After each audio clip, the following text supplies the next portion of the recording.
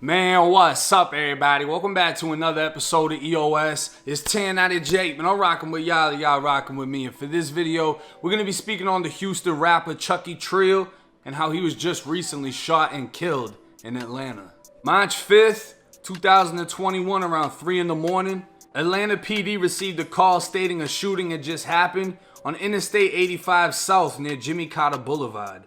Officers arrived on scene to find a vehicle stopped on the side of the interstate and a victim suffering at least one gunshot wound. He was taken to a local hospital where he passed away and identified as 33-year-old Corey Detege, also known as Houston rapper Chucky Trill. Chucky can be seen flying on his Instagram story and only a few hours later posted a picture with his location saying Atlanta. Later that night, he posed multiple times at a club where Erica Banks was performing, and while he had no other location written other than All-Star Weekend, Erica Banks posted an Instagram with her location at the Miami Lounge Hookah Bar in Norcross, Georgia. The bar closed at 3.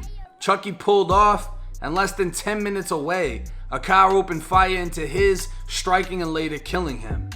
Witnesses, who I'm assuming police mean the other passengers in the vehicle Chucky was shot in, were unable to provide a description for the suspect's vehicle, so with no description and no motive, not much else can be said at this time. Chucky had been in the A to perform at an All-Star Weekend event Saturday before Sunday's game. He was seen through Insta stories with another rapper named Dirty Red World, who took to Instagram to say, "Streets don't have a soul. My little brother died in my arms. That's a feeling I will never shake." More or less, we know Dirty Red was also one of the men inside of the vehicle when Chucky was shot. There's a chance once shots were fired, everybody went to ducking and nobody actually saw the car that fired. But there's an even bigger chance Chucky's car wasn't full of civilians and street politics apply. You didn't see shit and you don't know shit. What nobody at this time knows is why, but it's easier to figure out how. Anyone from Atlanta most likely knows the hookah bar they were at and can identify the place by the interior shown on multiple Instagram posts. If not, both Erica Banks and Dirty Red World posted the location they were at, and Chucky was seen on Dirty Red's Instagram and vice versa. So if anyone was viewing their page to find out where they were, they knew. Nothing was reported taking place at the bar itself, and it sounds like Chucky pulled off right before closing time, since the 911 call came just around 3 a.m. when the bar closed, leaving me to think of two options. Either it was a case of road rage that ended in a shooting, or Chucky was followed and killed on the interstate, which seems like the place to catch someone and get away with it. Since the beginning of the year, there's been 7 shootings on interstates throughout Metro Atlanta, 5 of them being deadly. While Georgia interstates do have cameras, they don't record and only live stream online.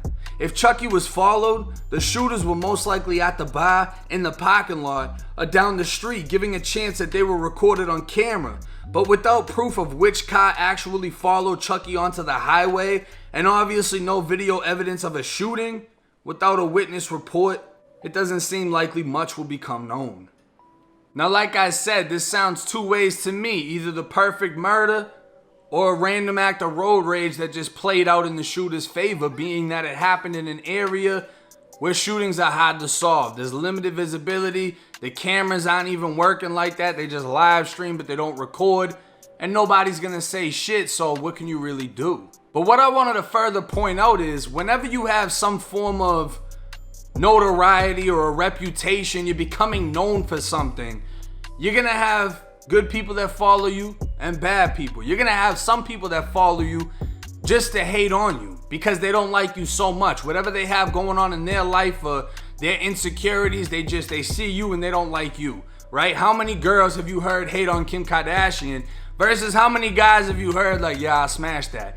Nobody actually knows her in real life, but everyone has two set opinions. You know what I mean? It's the same way for anybody that's a rapper, an entertainer, or anything else. John Lennon, one of the most peaceful musicians, a Beatles, was shot and killed by a crazy fan, right?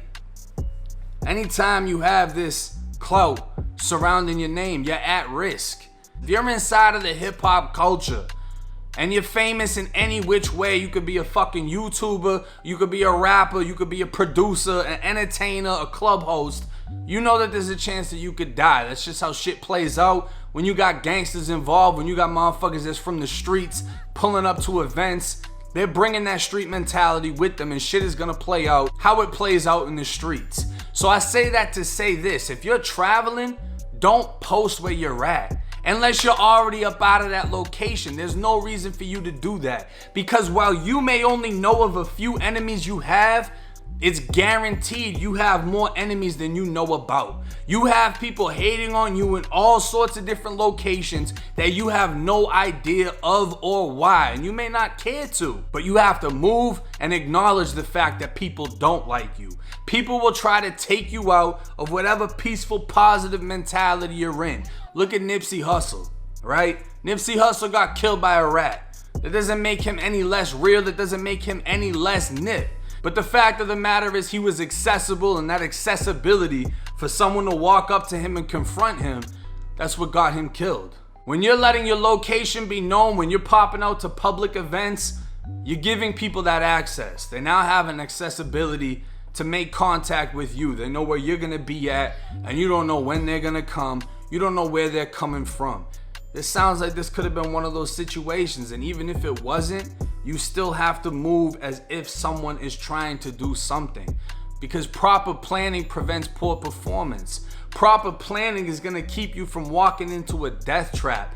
Planning out everything that you do, being militant minded, is something that you see in certain individuals. Even in King Von, they said he moved militant as fuck, and he still found himself in a situation where he was shot and killed in Atlanta. To me, being cautious isn't scared, and being strapped isn't prepared. Just because you have a gun, that doesn't mean you're ready. That doesn't mean you checked all angles. That doesn't mean that if there's a possibility of something happening, you know where it's happening from. But rest in peace to Chucky Trill. I didn't see anything online speaking on who he's beefing with, and I usually don't even jump into anything like that unless it's written on police reports. But for everyone that's watching, if you're outside, if you're popping up in certain spots, just be on point. Take that extra step to make sure you know what you're doing, you know how you're moving, and you make it home safely. But hey, it's 1090 Jake. I'm rocking with y'all, and y'all rocking with me. Till next time.